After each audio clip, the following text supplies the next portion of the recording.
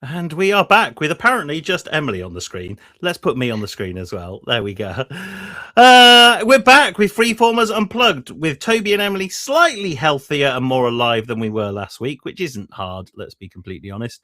But we are back with a brand new topic, a brand new live stream. But first and foremost, Emily, how are you? I'm good. It's the end of half term, which has been approximately 12 months long. And it's almost the weekend. So I'm feeling good. Have you got anything exciting happening this weekend? Oh, yeah. What I have exciting happening is absolutely nothing. Honestly, I'm so pleased. I'm so like run ragged by too many things, too many people. We have got a weekend with currently nothing planned, and I'm really looking forward to it. I do have two children to keep entertained, but it's doable. Well, my wife is going away for the weekend, so I have the joys of solo parenting for a weekend, which is it's just fine, to be honest. I enjoy it. So we'll see If you on there, Monday morning, like crawling into the office, like, yeah, please get me back to work. Anyway, enough of our personal lives because there are a certain section of LinkedIn that don't like people talking about personal stuff, but we do because you know what, we're people. Um, the topic for this week is employee listening platforms aren't listening. Ah! We talked before in the green room before we went live. Should we define what an employee listening platform is? I think that's a good place to start. Okay. Do you want to go first? What's your definition of an employee listening platform? So take out the word platform for a second. Employee listening is listening to employees, listening to what it is that they are saying and also what they're not saying as well. Because people often, what they don't say through omission is sometimes more interesting than what they actually do say. Yeah, so listening to employees, there's lots of different ways you can do that. Obviously, there's surveys. It's not just surveys, there's more than just surveys. If you've heard us speak before, you know how we feel about surveys. I'm sure we'll get into that later. They have their place, they're not the answer to everything. There's insights through more formal structures like interviews or focus groups. And there's also a sort of a sentiment analysis of whatever communications channel you have. So whether that's Microsoft Teams, Slack, or Alternative, some sort of sentiment analysis to see actually what people are saying is another way that you can get employee listening data. So presumably, Toby, a platform is something that does that. Well, you would hope, but I wrote this title, I think, at the end of December at a very angry low ebb after a very, very busy end of the year. Um, and it's the rebadging, I think, that ground my gears that particular week. In the employee engagement surveys, employee surveys, pulse surveys, we now seem to have slipped accidentally into badging these survey platforms as employee listening platforms. Um, and for my money, they like that, as the title is. I don't think they actually do that much listening, um, because I think to your point, if we take the the more formal route, I suppose, of an interview, talking to someone, we can call that an interview, is that there is a call and response, right? I ask you something, you respond, I listen to that response, and as a result, I probably adjust the question I ask next, or I do a deeper dive. Inherently in its design, a survey doesn't, unless you have some very, very, very clever branching, doesn't do that too much, other than do you own your own house? Yes or no? If yes, give me your address. If no, don't give me your don't give me an address. That doesn't get to the real nub of the art of conversation, right? And I think we see it time and again with the clients that we interact with. It's a real skill to be able to do that. And I hold my hands up and go, you know what? Having seen Emily do this, you're way better at doing that. You're way better of having those conversations that go to the heart of the issue rather than giving you these surface level answers. I've seen the difference in the transcripts between the interviews I've run and you've run, even sometimes with the same person. And the insight you get out of an Emily interview, I would say, is probably 75% better than what I get. That's an unquantifiable number. Um, Well, but thank the you very thing, much. yeah, the thing I like that you brought in that I didn't think about ahead of this is like those additional platforms where you can literally, what I would say is listening by putting a cup up to a door and listening in. So what are they saying on Microsoft Teams and social channels, and kind of listening that way. So, okay, so maybe there's 3 different types of employee listening. One where I ask everybody the standard set of questions and you respond in a certain way. No one usually wants to respond in free text because that takes too much time and effort. So we just use Leica and just drag a bar, and hopefully that tells us enough insight. There's the deep level worth of insight that you get through talking to someone, and then there's another level of insight by probably, that cup of tea is like observing, right? You're listening through observation. And I suppose that could be in person as well, right? I think when I did my behavioral economics course, the team, tells you how long ago it was, when they designed the Foster's campaign where they rang up the 2 guys on the beach and said, I've got a problem, Yeah, can you help me I with the remember problem? that one. So that campaign was built off a couple of the marketing team sitting in lots of pubs on afternoons and listening to the conversations that their target demographic, middle-aged white men were having at that, or young white men actually for Foster's at that time. What are the things that they're talking about? What are the things that are concerning them? And that's how they brought all of that stuff into those ads. And that's why humor resonates because it's grounded in reality, right? And so that's why that really worked for them. But anyway, I've talked enough. Do we think we've defined employee listening enough? I think so. Yeah. I would say yes, we have defined employee listening enough. I just wanted to add, I just actually Googled to make sure I didn't completely butcher it. What you're saying about Fosters and going and observing and listening. So companies don't do that so much because it's really expensive, but it's really worthwhile if you know what you're doing. There's a term for it from the Toyota production system. I know I've said this before. Genshu Genbutsu. I don't speak Japanese. You've not said it. You've not said it like that before. That's the first time you've said it like that. So apologies to anyone who does speak Japanese who I've just offended by saying something completely different. But essentially, it's go to the source and find the facts. I think it also actually literally means real location, real thing. I do have Google open as well. The first one was the AI summary. Never read the AI summary, it's always wrong. Yeah, real location, real thing. As in go and find out what's actually going on. But it's really expensive to do this. It's way more not tantalizing. What's the word I want? It's really people are way more drawn to the idea of just putting out a survey because it's cheap. You can reach lots of people really quickly, and it looks like on the surface you should be getting lots more insights than you would through an alternative way of listening.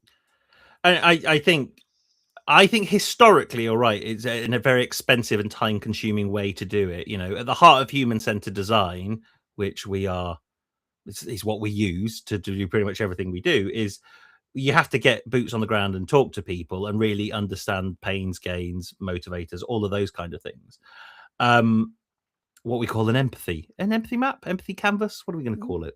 One of those things. They're both means the same thing, right?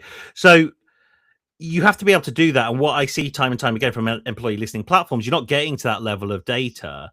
And therefore, I think employee listening platforms, by their very nature, don't really promote any difference in behavior or action, because it's like, well, what do I do with this information? You've captured it, and you've captured it at scale, and you've captured enough for it to be meaningful or reliable. I would say probably not meaningful, but actually, what can I do with that data? Because what you essentially need to do, it kind of gives you, well, these are the areas you need to look at in more detail. And so they're the areas you have to kind of double click on and kind of go, I need to expand that. I need to look inside that folder and have a look. So I can't remember where I was going with that. No, that was it. It was the expense, right? So I think historically, when we've done projects before, starting Freeformers, I've definitely spent, anywhere between 20 to 40% of a project budget just doing that, just doing the kind of discovery and talking to people and putting that data and insight into a meaningful way to interact with stakeholders and tell them why we're going to design things a certain way. But I think we're now getting to a point where there are 2 factors at play that means we do stuff differently as a result. Number one, if you're doing that on a project by project basis, yes, I think it is always going to be expensive and timely because you're spinning up a new insight and discovery session every time. So if you're starting from scratch every single time, that is going to be expensive. But also the way you can now capture and synthesize data, qualitative data. worked with you for 2.5 years, even longer than that. And I still get it wrong.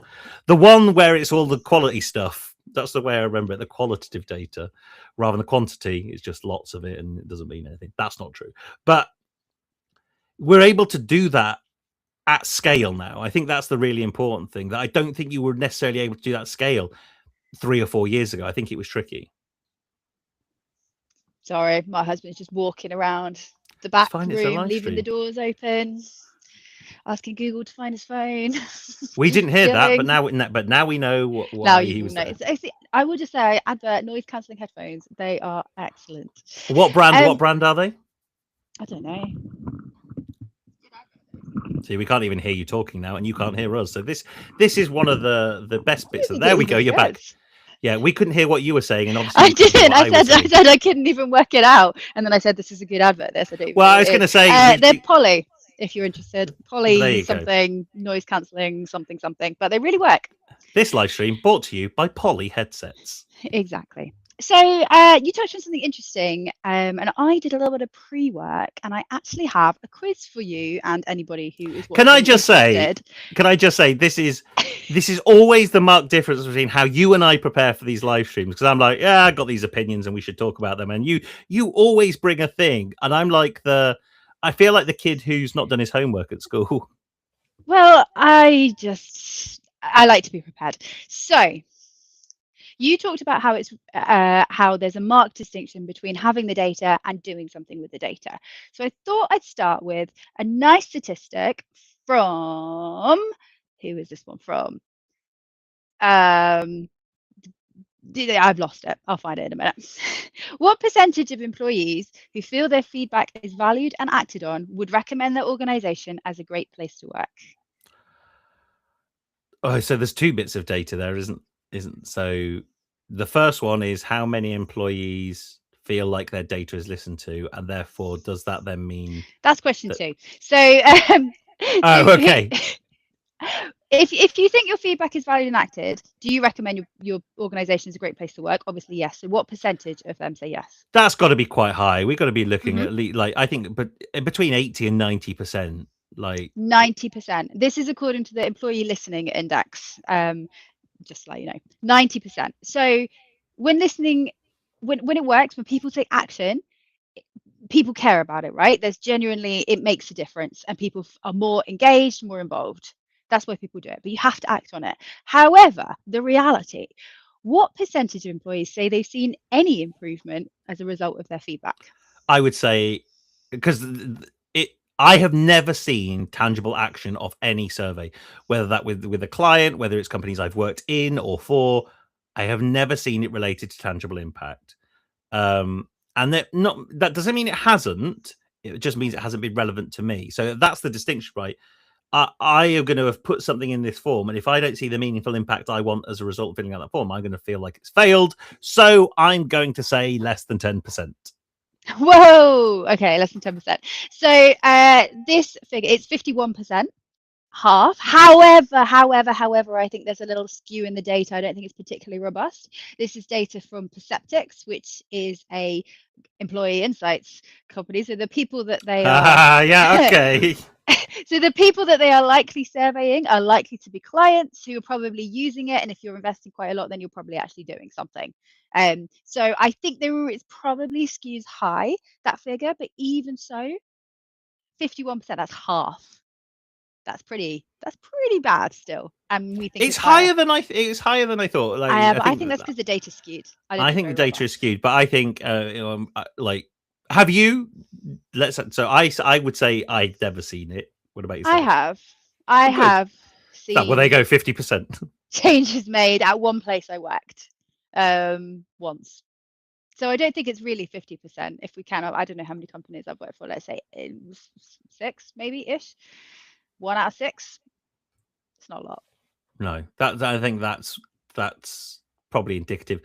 Do you think this is interesting? Right? I think it leans a little bit into last week's episode. So you kind of said at the beginning that these platforms are probably designed to capture that data at scale, like for larger companies, right? It makes sense why you think it would be a really clever idea in a large company. It's like, I can't go and talk to 10,000 people, but I can send 10,000 people a survey.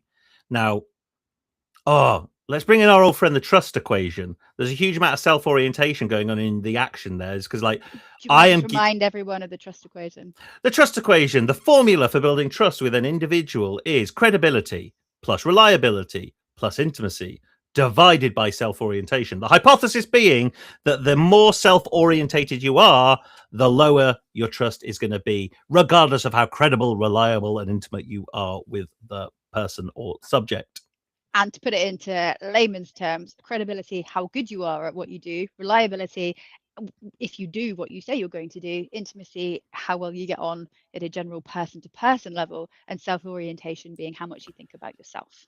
So in that situation, you are delivering a survey because you're thinking about yourself. You're thinking about, absolutely, as an organization, how much time and money and effort I have to do that. It is easier for me to get information that way, rather than, am I getting the right information? Are the people able to tell me what they want to tell me, and all that kind of stuff? So it's an act of selfishness almost.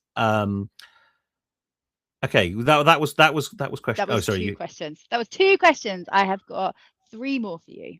Okay, good. So, but I got the first one right, and we're saying I got the second one wrong. Not that we have to keep score, but I'm keeping score. Okay, sure.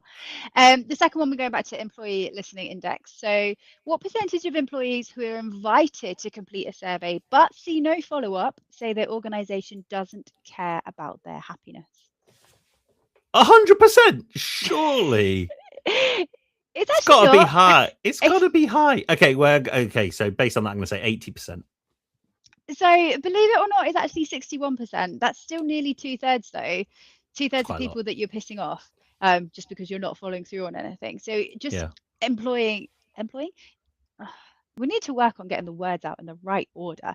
Just pushing out a survey but not actually acting, that's going to damage that trust, bringing back to that self-orientation. I want their data, but I have no interest in how it's actually going to affect people. I'm not going to do anything as a result of it. And to be honest, a lot of HR teams, they might want to do things, but they're powerless to do things because of budget constraints, because of demands from the CEO or what have you. So we're not putting all the blame on HR people. We know you're working within a lot of constraints at the moment. But there is the art of delegation, right? That especially in those large organizations go, well, here you go, manager or leader. Here's your team's report on the scores they gave. You deal with it. Yeah.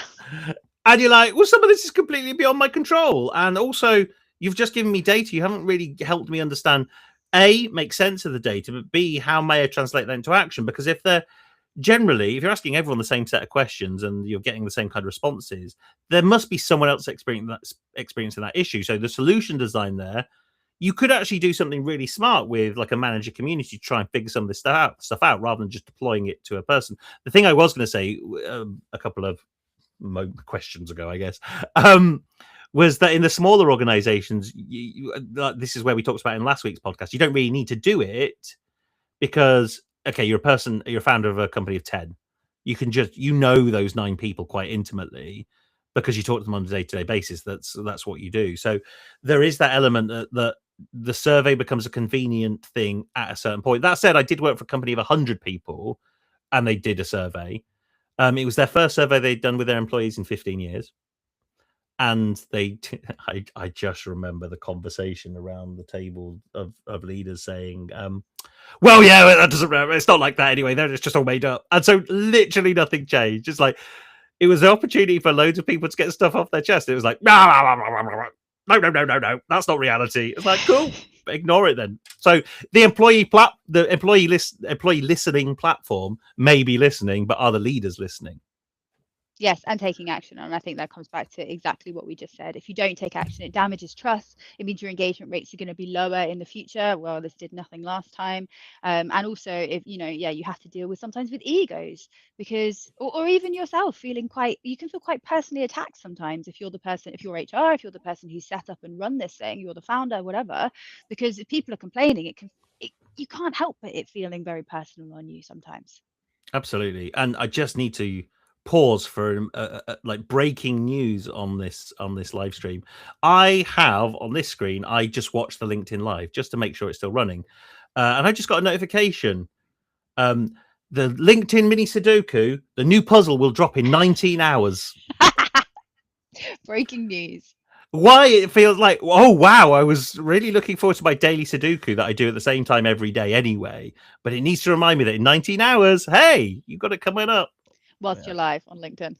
I know, right? Come on, LinkedIn, get it together. Sorry, we've had 3 questions. I've got 1 out of 3 so far. So there's 2 more. So this is about to do with how many people are actually, how many organizations are actually getting feedback. So question 4, what percentage of organizations collect employee feedback at least quarterly? I Quarterly. know, I know. Oh, I've that's included this one interesting. in because I know your opinions on this. Quarterly's interesting. Interesting. So I would say the vast majority do annual. I think that's fair to say. I think quarterly still. Oh, but you just know they're sending out the same survey every quarter, and it's like clink, clink, clink. That's It's how you still, compare data. it's how, yes, but selfishly, that's how you capture data. Anyway, 33.3%. A third. You are way off. It is 3/4, 75%. So Nice. times Okay. are moving on. I know people are doing. I was surprised. I didn't think it would be that high, but it is. So then next up, what percentage of organisations who run surveys say that they share survey results with employees? Surely all of them I'll do, give you a don't clue. they? It's not 100%. Huh. That's the only interesting bit about the BBC News or BBC Sport website. When you answer one of their polls, it tells you what everyone else answered. Who was the player of the match? Oh, I answered this person. Oh yeah, cool. You feel validated because you answered the one that everyone else answered. Or anyway, surely that has to be high. Surely we've got to be. So the question I just got wrong. It was 3/4, so 75% Collect it do it on quarterly. a quarterly. At least quarterly. So 75% are exhibiting at least a consistent and frequent data capture behavior, which is what I like. So that is good. I'm going to just say 75% again. You're close. It's 71%. I think we can give you that one. I'll give you that Okay. one. 2 out of Yes. 5. Yes, 71%. Only 70%. So we're just talking. So between 2/3 and 3/4 share that the survey results. So that means What are the other quarter doing? to a Just like third. just keeping it and going, oh, that was interesting. Just keeping it being your people around the table going, rah, rah, rah, rah, rah. It sounded like the Oh, Muppets. yeah. Wow. Well, if you think about it, if you want an excuse to not do something, you don't provide everybody with the evidence that you should be doing something. This is interesting. I can't remember if the data went to the broader employee population in that organization. I don't think it did. I was just happened to be in the room when the conversation was happening. I don't think I was necessarily supposed to have seen and heard that. This is now just shorthand, is it? Well, if I think it's shorthand for like the noise people make in the House of Commons when they disagree with something. No, they do Um, a bit more. I feel like we're getting slightly sidetracked. So yeah.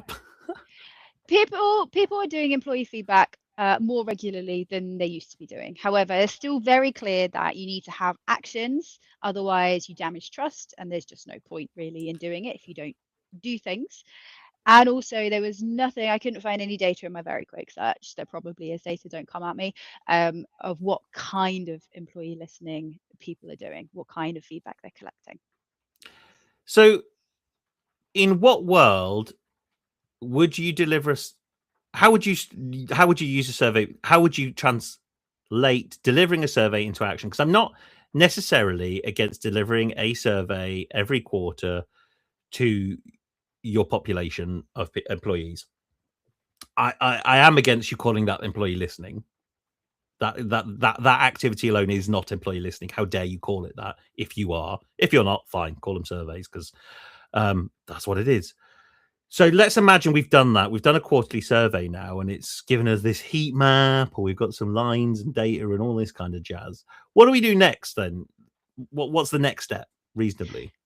Well, so it comes down to what kind of data analysis capabilities you have yourself or within your team. Because there are platforms that will do this for you, as I'm sure we'll come on to in a second. Not that it's an advert for anybody at all. But essentially, you're going to be looking at, okay, this is what the data is telling me. Is there something that I want to dig into in more detail? Do I need to actually go and investigate an area of this more thoroughly? And you can do that by talking to people, by just understanding what's going on in that part of the business or with that team, particularly if it's something that seems worse than it during previous iterations, or is worse or even better, like just very different to the rest of the survey data you've got. So say you've got one team where engagement scores are way down and people are really hacked off, right? You want to go and investigate and see what's happening there and see if it's this case of I need to support the manager, or whatever it is you need to do, but you're not going to find that out from survey data. So you really do need to go and investigate further. But if you've got lots of things and a very scattergun approach, lot data telling you lots and lots of things, there is such a thing as data fatigue. What's it? Drowning in data but starved of insight. There's a saying that's that, because basically you just have too much coming at you and you don't know how to prioritize. I mean, this is where we can help, but obviously, what I would do then is it's really a case of, right, bringing together your business objectives, your performance metrics, what the data is telling you, and where you think you might be able to do quick wins to get, what is it you say, incremental gains to improve performance either against your key business areas or your performance metrics, is where I would be looking to take an action. And this is something really simple, like 8 out of 9 or 80% of people say that they really hate the scent of the hand wash in the toilets. You know what? That's something that you can change pretty quickly, and you don't need a strategic plan to do so. The thing I love about that approach is, and we've both been in that situation before starting Freeformers, where you get a request in from a client or the organization you're working for, and it's like, I want to redesign induction and onboarding. And then you kind of go, cool, why? Oh, because it needs doing. Okay, because I'm new to my role, newish, and I want to make my stamp, and I want to put my thing on this, self-orientation again. And one of the best ways to do that is to redesign the induction and onboarding. And so, I mean, we've had a conversation with a client recently. There's several wins that this company could do. Right? There's employee benefits, there's management development, induction and onboarding, various different things. Right? And more often, well, this doesn't happen too often with the clients. They said, which one should I go after? Which one should I do? And you're like, that is absolutely the right question to be asking, because then you can do what you just said. Like, okay, well, what data do you have at the moment? What employee listening have you done that indicates that any one of these 3, 4, however many areas may be a challenge? And what we're not saying at that point is now go off and do something. What, to your point, go off and understand it more. What are the people thinking and feeling and doing as a result that we can affect a change in? Because more often than not, it's not a big program that you need to fix that. It may be subtle little nudges that can get you those performance gains. However, the whole learning and development is guilty of this lots of times. It's like, I need to do induction onboarding, or I need a leadership program, presentation skills course, compliance training, whatever. And everyone then just darts off in designing and delivering something. Even if you apply human-centered design, you've already assumed that the request is valid in the first place. And that's the thing that really gets my goat, is like, never assume that the request is valid in the first place. Never assume that it's learning and development that you need, but you kind of have to, because you're in learning and development. So if it isn't, then I'm out of a job. So, it's all about well, you said it right, the self-orientation, that I am paid to do a job. And so therefore I need to find at least a reasonable amount of activity to complete for me to keep my job, rather than questioning whether my job should exist in the first place. Well, okay, that got deep. I don't think Sorry. it's necessarily a job should exist, but about a function and whether it's the right thing to be doing. I think let's That makes more sense. pull it back to, is this initiative the right thing to be doing? Yeah. Rather than this massive existential crisis that I just presented to you. So we go from having some employee listing platform give us an idea of where we might go. We then do a bit more user insight, and start understanding some of the things we talked about: customer journeys, empathy maps, value propositions. Regardless of what the canvases you use to demonstrate that insight, you then start trying to do something.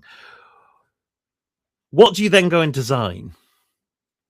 Depends what the data's telling us, doesn't it? No, so we follow the double diamond approach pretty much always. You start off with sort of I mean, Toby's been through the first half of it. Do you want to bring up the double diamond actually? Just to, Yeah, you carry on talking, and I'll bring up the double diamond. I don't know what that tone of voice was. Give me attitude. No, it was more. It was more that I was trying to pad for time whilst you did it. So yeah, I'm finding it now. So you carry on talking. Brilliant. So yeah, the double diamond is essentially two diamonds together. The first one is, as Toby says, discover what your data is saying, and then define it down into a problem. So you go really wide. Oh my God, it's very difficult to do it on the screen. So you're really wide, really divergent, really divergent, finding out lots and lots of insight. You look at what it's telling you, and then you start defining it. Thank you. Now I can start with the hands. Defining it down into what the problem definition is. The circle in the middle, that's where you fully define your problem that you're trying to solve. And it has to be specific enough that is something that you can design for. You can put the metrics in place that you might be able to measure on. So how might we improve manager performance across our business, or how might we make manager performance consistent across our business? You might want to get even more specific than that, potentially, depending on the scope of your project. Then we get into the develop phase. We like to do sort of our ideation, come up with a few different concepts that you could have. There's lots of really fun things you can do here. Key is you want to have different people in the room. You want to have different perspectives. You want to not get group thinking. You kind of want to come up with as crazy and wacky ideas as possible. My favorite, I don't use it all the time because it is a bit out there for a lot of clients, but my favorite exercise to do here is called mashup, which basically where you take two concepts that are completely unconnected. So like we did something for the MOJ once to something to do with prisons. I don't remember what the question was, but they had like baked beans and maybe something like SharePoint, or probably the internet's probably pre-SharePoint days. And then it's like, how do you put those concepts together? Chances are you won't get anything from that one. You'll get something that's kind of really random, but you do that in a group, lots of people, and then you're like, actually, if we combine this and this idea, we've got the beginnings of something that might actually work, that we might actually be able to prototype, to take forward, to test, to see if as a concept it's going to work.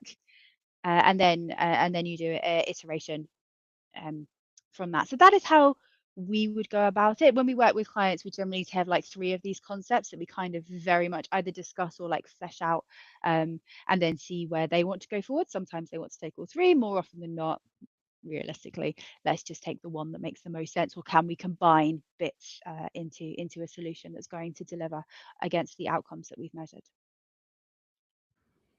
I mean, that's one of the most succinct explanations of the double diamond I think I've ever heard. And as you would have seen from the screen share, it was created by the Design Council. So this isn't a Freeformers thing. This is like anyone can go on the Design Council's website, look at the double diamond, get some tools and resources and how to use it. I think that's, for me, that's absolutely key, right? Because I think more often than not in HR, L&D, and people teams, we try and find the system and process that other people teams, L&D teams and HR teams have used before. And I think we've talked about this time and time again, that the employee experience industry, if you encapsulate all those 3 things, generally lags behind customer experience design. And I don't think you're ever going to catch up by trying to invent something new. It's like, actually, there are some teams over here, some people over here that have done some really great thinking. Now let's bring that in and do that. So I think that's core to our philosophy, is that we've both worked in customer experience in various different guises. So therefore you just get a better understanding of how the world works and how you can understand, measure, and change people's behavior. Well, that was, well, we're on fire. It only took us 35 minutes and bam, we're on it. So should you buy an employee listening platform? I think it depends on many factors. obviously. The main thing you should ask yourself first of all, though, is what are you going to do with the data? So what do you have already? If you have nothing, maybe you do start with a survey. Maybe from that survey you go and you have some interviews and you go and talk to some people. Maybe do it the other way around, actually. Maybe you go and talk to people first and be like, okay, I've heard these things. How relevant are they to my whole organization? That would be where I would start, just and then see how you're going to actually use the data, what changes you can make as a result of it. I Generally, we're not in the business of recommending expensive shiny platforms if you're not going to use them. Like, that absolutely has to be a purpose. Well, and I think that's it, right? I think we were part of What a Day last year, and I think when any employee survey or employee listening platform comes up to me and says, "Hey, we should be partners," you kind of go, maybe. Come on, then let's try. And I've had so many conversations with various different platforms. I think the cool thing that Water does is that everyone gets a question, and then the follow-up question for each individual is completely different because it's based Mhm. on the response you give. And it's not exactly interviewing someone, but it's closer than just asking everyone the same level of the same questions. Because again, when you ask everyone the same question, you are doing it for very selfish reasons because you're looking for benchmarking and comparisons against what happened before and what happened against other people, rather than getting genuine insight. You're looking it's a measure of performance rather than a measure of insight, maybe. Mm. The other thing I like about Water, other platforms are available, but we've not found a decent one yet. If you know a decent one, great, let us know because we're always up for understanding different options out there. Is that they give you this is what the data says and this is what you can focus on. Like I said earlier, it depends. If you've got that analysis yourself and the time to do it, brilliant, go and do it. For a lot of people, that can be really hard. So actually having a tool that can help you prioritize, or at least help you explore where you might want to find out more to then and see how that compares to your strategy, it's just a massive, massive time saver. And just in something that a lot of people find difficult for, as I said, generally time, budget, or capability And I reasons. think that's why Water came. We had started having the conversation with Water anyways. That like they are self-aware enough to go, how you then do stuff after this isn't our skill set. That's not why we've built the platform. That's not what we do. That's why they work with us, right? Is to figure out, okay, what does that look like in the very best possible way? Where maybe sometimes the organization doesn't have that skill or resource internally to do that, then you can. But to your point, it might not even be a case of skill or resource. It's about having the different minds in the room to add into the creative process. Because if you presented all that information to a load of L&D or HR folk, then that's sorry. I just got another notification that Josh Sargent, the American striker at Norwich City, is leaving for £20 million. Um, I think you need but to turn your like, notifications I off. definitely do.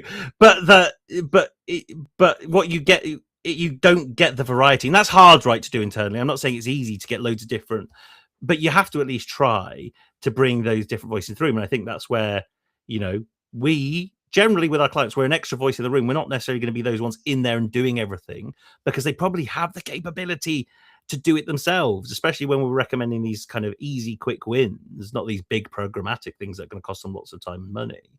So it's just about, I suppose, designing your function of just a little bit differently to how it traditionally was. But that again in itself takes time and effort to move. And this is why we work with small to medium businesses, right? Is that we're not trying to move a HR team of 150 people. We're trying to move HR teams of, 1 or 0 to about 20. That's easier to do. Yeah, I'm not quite sure where I was going with that, to be honest.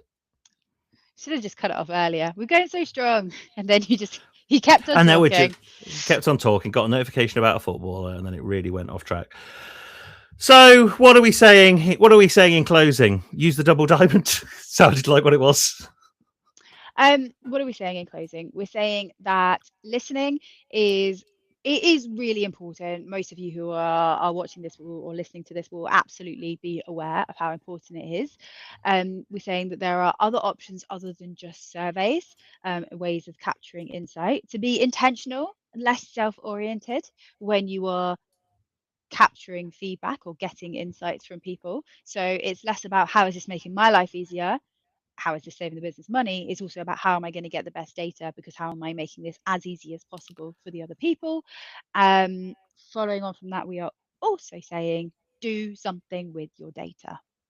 Do something, because if you don't, it erodes trust. Absolutely. It will affect your engagement levels and generally just affect satisfaction in all of that in your business.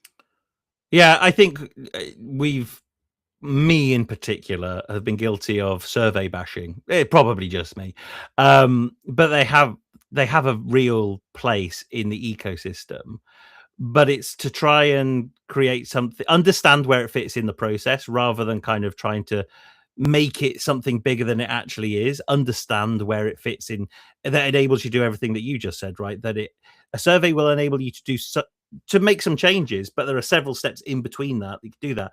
And if you are going to go out and get one, you might, as a small to medium business, just use Google Forms or Microsoft Forms or whatever ecosystem you're on. They are just fine, right? They will give you that. Obviously, the data isn't as visualized. Actually, Microsoft Forms doesn't do a terrible job of visualizing, and I imagine Google Forms probably does similar, right? Actually, it does, because we've used that as well. It doesn't do a terrible job, so it gets you to a point, but it's understanding where it sits in the ecosystem. But the thing I would challenge anyone who's selling surveys is like, well, I sound like Emily now, but so what? So what? You've given me all of this. I'm doing this. So what? And I think if they can't answer that, then you maybe need to look for some inspiration from somewhere, I think. Okay. Well, that was employee listening platforms done. We aren't here next Friday because we'll be in the glorious exotic metropolis that is Lichfield. Culinary capital of the Midlands, I think. Is it really? Yeah. It's got like the is it the Hand of Flour? There's definitely there's Michelin starred restaurants in Lichfield. We're not going to Michelin starred restaurants on the company budget. Okay, so we'll be back on live on LinkedIn in 2 weeks, having not been to a Michelin star restaurant. Yay!